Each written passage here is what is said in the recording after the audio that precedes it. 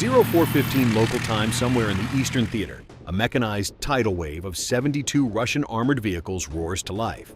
Leading the charge are T-90M main battle tanks, pushing through the pre-dawn mist at 40 kilometers per hour. To the Russian commanders buttoned up inside, this looks like a textbook breakthrough. Soviet-era doctrine dictates that overwhelming mass, brutal speed, and sheer psychological shock will shatter any defensive line before it can even react. But what these tank crews do not realize is that they are driving blindly into a mathematically perfect nightmare.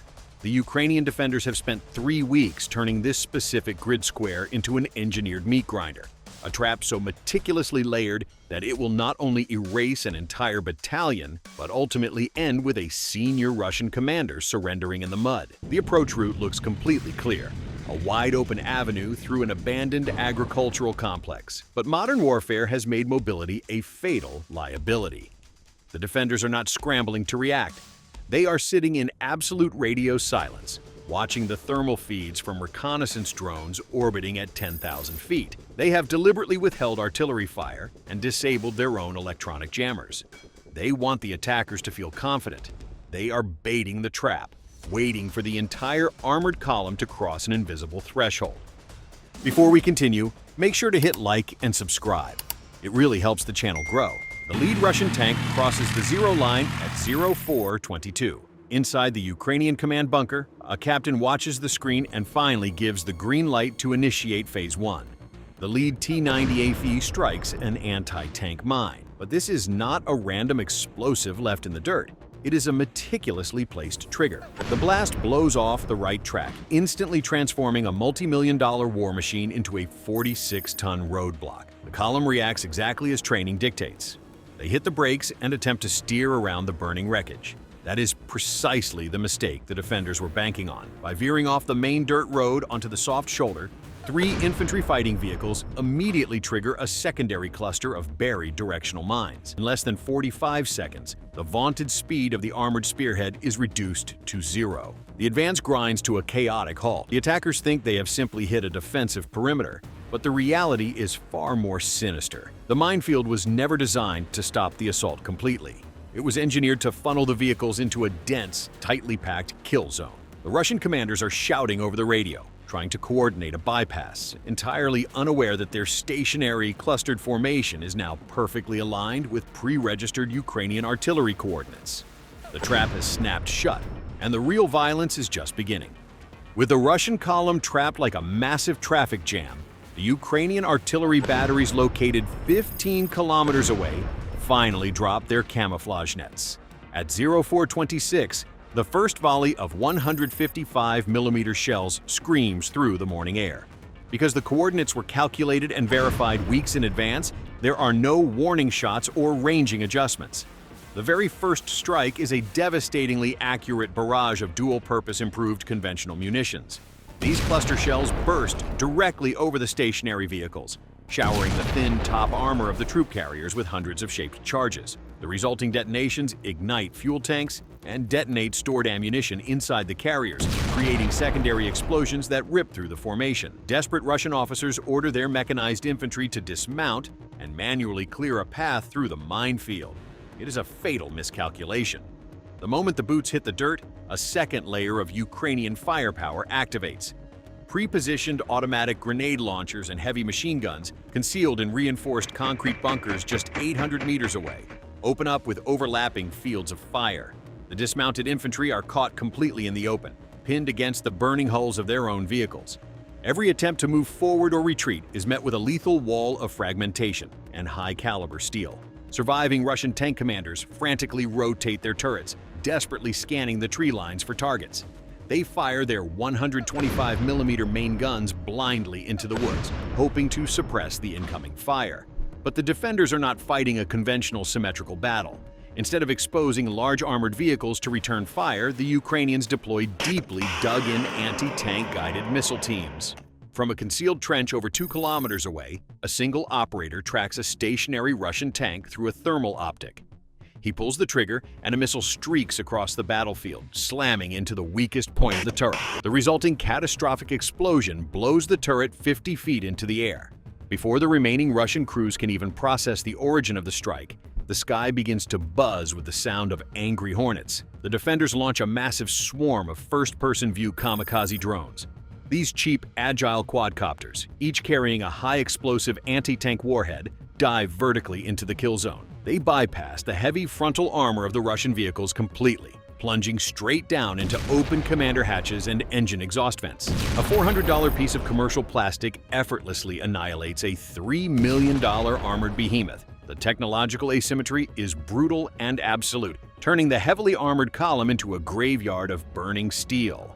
At 0434, panic forces the Russian battalion commander to play his trump card. From the rear of the stalled formation, a specialized electronic warfare vehicle powers up its massive roof-mounted emitters, attempting to throw a blanket of microwave interference over the entire grid square.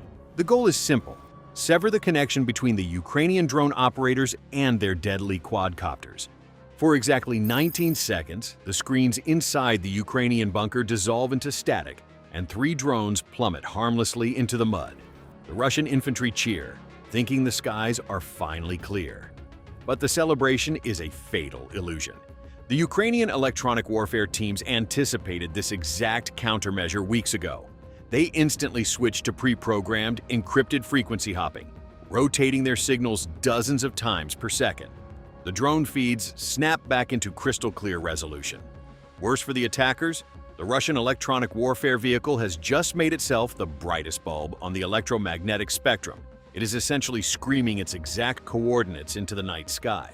A Ukrainian radar-seeking artillery shell fired from 20 kilometers away locks onto the jamming signal. The shell plunges through the roof of the electronic warfare vehicle, detonating its sensitive electronics in a blinding flash of white phosphorus. The invisible shield evaporates, leaving the column completely naked from above once again. With their electronic umbrella shattered, the Russian command structure begins to disintegrate. The battalion commander, operating from a heavily modified command and control vehicle near the center of the formation, desperately radios for close air support. He does not know that Ukrainian signal intelligence has been monitoring his specific radio frequency since they crossed the border. The defenders are not just tracking his location, they are translating his panicked orders in real time. This is the moment they have been waiting for to initiate a decapitation strike.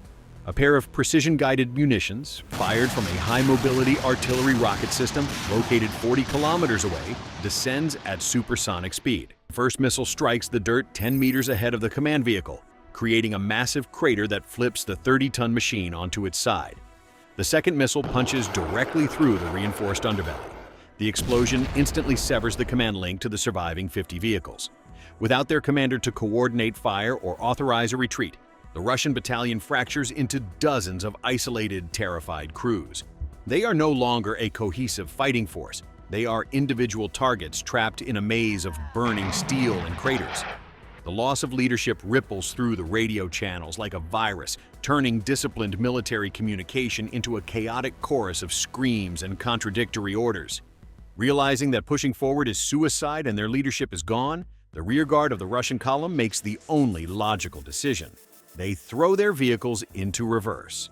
3 pristine tanks and 4 troop carriers attempt to backpedal out of the kill zone, following the exact dirt tracks they used to enter just 15 minutes earlier.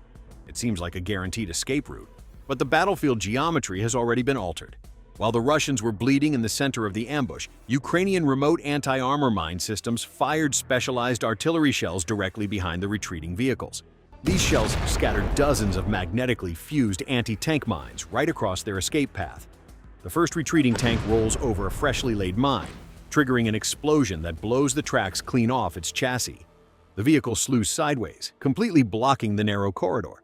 The remaining drivers panic, abandoning the road and accelerating into the muddy fields on either side. This is like stepping off a tightrope over a pit of vipers. The fields are saturated with deeply buried, pressure-sensitive explosives that were laid by Ukrainian combat engineers 2 months prior. 2 more vehicles erupt in geysers of mud and flame as they hit the hidden charges. The back door is permanently welded shut. The remaining Russian soldiers are now fully encircled, walled in by their own burning armor and invisible explosives. At 0448, the tempo of the battlefield shifts from explosive chaos to a cold, methodical dismantling. The Ukrainian defenders stop firing their heavy artillery. The sudden, eerie silence is more terrifying to the trapped Russians than the bombardment. The defenders are conserving their expensive shells because the target density no longer justifies the cost. Instead, they transition to the final phase of the engineered trap, the infantry cleanup. Dozens of Ukrainian mechanized infantry, who have been sitting absolutely still in camouflaged trenches less than 500 meters away, finally disengage their safety catches. They do not charge blindly across the open fields. Instead, they use the thick black smoke billowing from the destroyed Russian tanks as a visual screen, advancing systematically from tree line to tree line. They are equipped with thermal goggles and suppressed rifles, turning them into invisible predators hunting in the dark. The surviving Russian soldiers, deafened by the artillery and blinded by the smoke, fire wildly into the shadows. Their undisciplined tracer rounds simply give away their exact positions. A Ukrainian sniper team, positioned on a water tower 2 kilometers to the south, uses heavy .50 caliber rifles to systematically eliminate the Russian machine gunners one by one. The engineered kill zone has successfully reduced a massive armored assault into a desperate struggle for basic survival. At 0454, the psychological breaking point arrives for the remaining Russian crews, isolated, burning, and completely cut off from their high command. 3 T-72 tanks attempt a desperate last-ditch breakout toward the western tree line. They believe they have found a gap in the Ukrainian sensor net, a small patch of dead ground where the drones cannot see. But this gap is the most lethal deception of the entire operation. It is an intentional vacuum, a corridor left open specifically to draw the survivors into a pre-registered crossfire. As the lead tank accelerates into the clearing, 4 Ukrainian Stugna-P anti-tank missile systems, hidden in camouflaged spider holes, fire simultaneously from 4 different directions. The missiles converge on the target in a lethal diamond formation. The lead tank disappears in a massive fireball, its ammunition rack detonating and throwing the turret nearly 30 meters into the air. The 2 following tanks slam on their brakes, but it is too late to reverse. A second volley of missiles takes out their engine decks before the drivers can even find the gear. The entire Western breakout attempt is neutralized in under 22 seconds. There are no more moves left on the Russian chessboard. The few surviving infantrymen scramble out of their smoldering vehicles, throwing their rifles into the mud and raising their hands in a universal gesture of defeat. The final payoff of the morning occurs at 0512, as Ukrainian special operations teams move into the heart of the wreckage to secure the high-value targets. They approach the overturned command vehicle that was neutralized during the decapitation strike. Using hydraulic cutters, they peel back the scorched armor plate to reveal a dazed, bleeding Russian colonel. This is not just a tactical win, it is a strategic catastrophe for the attacking force. This senior officer was carrying a hardened digital tablet containing the unencrypted radio frequencies and designated rally points for the entire regional offensive. The capture of this single individual effectively blinds the remaining Russian units across a 60-kilometer front. As the sun begins to rise over the smoking graveyard of 72 armored vehicles, the sheer scale of the asymmetry becomes undeniable. The defenders have dismantled a full mechanized battalion using a fraction of the resources, proving that in the modern era, mass is a liability when confronted by an integrated intelligence system. The agricultural complex is no longer a battlefield. It is an open-air museum of obsolete military doctrine. The Ukrainian captain in the bunker closes his laptop, records the final tally of 0 friendly losses, and prepares for the next wave, knowing the terrain is now the most dangerous weapon in his arsenal. The total cost of the Russian assault is staggering when calculated against the minimal investment of the defenders. In less than 1 hour, the attackers lost over $120 million in high-end military hardware, including 15 T-90M tanks and nearly 40 infantry fighting vehicles. More importantly, they lost an irreplaceable veteran command staff and a battalion's worth of trained personnel. On the opposite side, the Ukrainian defenders expended approximately $800,000 in artillery shells, $65,000 in cheap kamikaze drones, and a handful of anti-tank missiles.